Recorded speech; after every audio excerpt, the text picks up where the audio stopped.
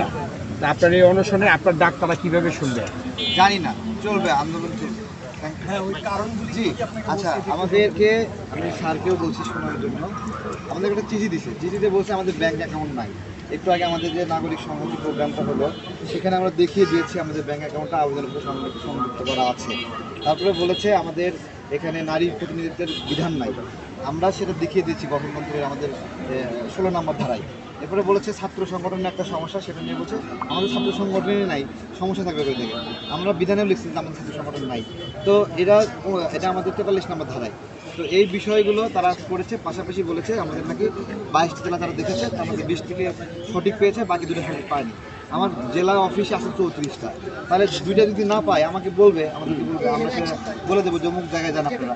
তারা এই বিষয়গুলো নিয়ে খুব কষ্ট দিচ্ছে এবং তারা প্রথমবার আমাদেরকে বলছিল আমাদের নাকি 3টা উপজেলা, ঠিক আছে। পরবর্তীবার আমরা দেখলাম যে 36টা জেলা তারা ভিজিট করছে।